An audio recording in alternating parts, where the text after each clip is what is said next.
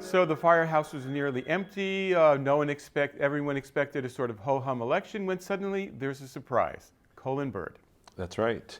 And in the weeks leading up to the election, in the News Review newsroom, that's sort of what we said. Maybe it's what everybody was saying, that, really the big question was who would, get the most votes, and is it possible that the mayor could change? And lo and behold, by a pretty incredible margin, it did. Colin did it.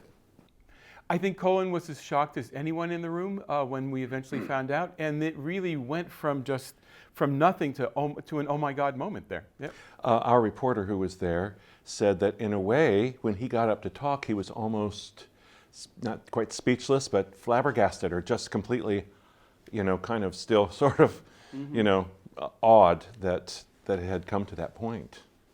So, what I did last night? I looked up Wikipedia, youngest mayor in the U.S., and there's a list of them. And the ages of those youngest mayors and the size of those cities Colin is absolutely in there. At age 27, the mayor of a community of 24,000. That's pretty impressive. That puts him, right in there with other young mayors. One thing I do want to point out, and that is, in a way, the mayor in Greenbelt is the first among equals. There's no real legislative. It's not like you're the chief executive in that sense, and you're not the president or the chairman. It's, in a way, it's more ceremonial. You read the proclamations, you convene the meetings, but I do think the mayor sets a tone, both for the council and for the whole community. So it's sort of a spiritual, I don't mean spiritual, but sort of a,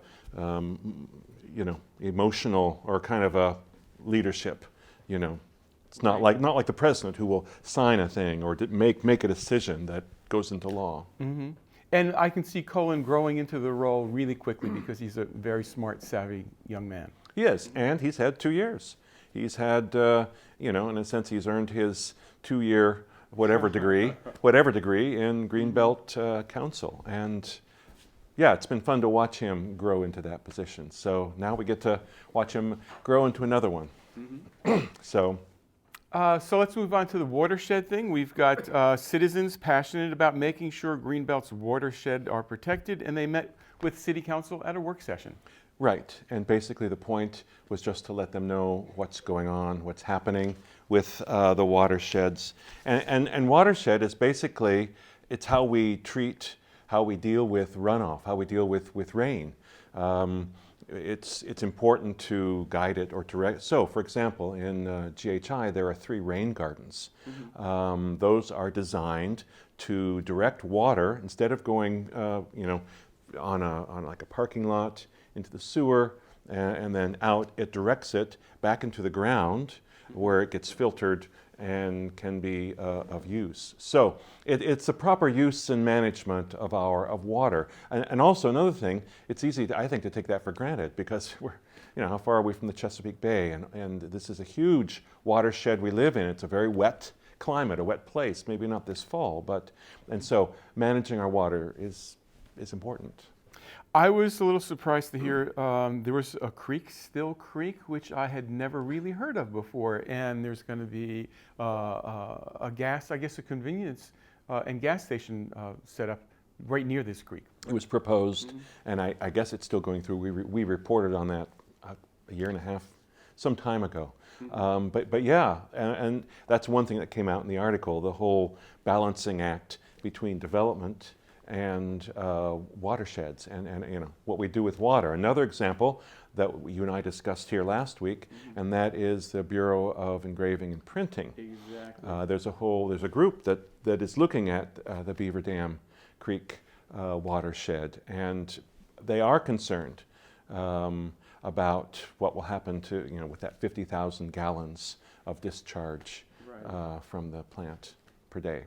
So it's an issue. At least some people are looking at it. Hopefully that leads to appropriate action. Exactly, and I'm so glad that we have citizens who are concerned enough and active enough to really keep an eye on things, because individually we can't keep an eye on everything, but we have wonderful active folks here who do it for us. That's right. And they use their skills and maybe their training, their interests and they apply it just in that right, correct niche for them, whether, in this case, watersheds. Neat. And finally, we have Alonzo Washington and Dr. Monica Goldson, CEO of Prince George's County Schools, get together, do an ice cream social that gathered kids, parents, teachers, and administrators to talk about public schools. Yeah, this happened a few weeks ago, and with all the election coverage, it's one of those articles that is we're just running it this week. But the items, the things they discussed are still very current. So there are typical things, everything from, bathrooms that are not particularly clean to needing a new playing field, a turf grass playing field, new auditorium. But one of the big topics, a couple of big topics. The first one is transportation. And apparently there are a lack of bus drivers, and that Dr. Goldson said compared it to a revolving door, trying to keep people hired to drive a bus, in that position. And so I have to wonder, what happens when you don't have enough bus drivers? Do they have to double up routes? Do kids get to school late? I don't know, but it's probably a big enough problem that. Yeah, and I didn't address that. We didn't address that in the article. We probably should look deeper into that one topic. So I'm not sure. Do maybe parents have to drive them in, if they can. To get kids in on time. That's right, yeah. So and anyway, let me mention another topic, and I particularly want to mention it because of something that's not in the paper, well, that will be actually, and that's the whole topic of boundaries. And you and I have talked about this before, the News Review has reported on it before, and that particularly the Greenbelt station residents, they want their high schoolers to go to Eleanor Roosevelt, but at this moment they are going to Parkdale.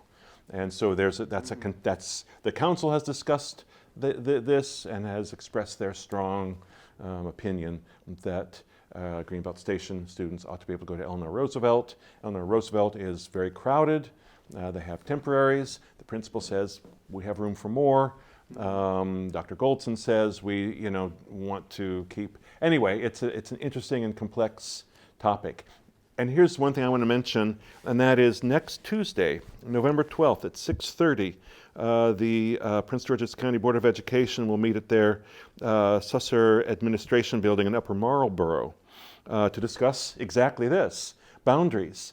And so if Greenbelt parents, Greenbelt residents want to attend that, and if they want this even to talk there, they can register online to be able to speak at this meeting. So if you're interested, anyone who's interested in the boundary topic, next Tuesday is the first meeting that the Board of Education will be having. And repeating that once again for our viewers, that is November 12th, and it is at it's called the County Board of Education building, right? Susser Administration Building. In Upper Marlboro, I'm guessing. Yeah, right.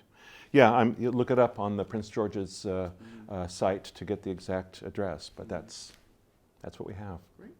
Thanks for bringing us up to date on events in Greenbelt this week. My pleasure.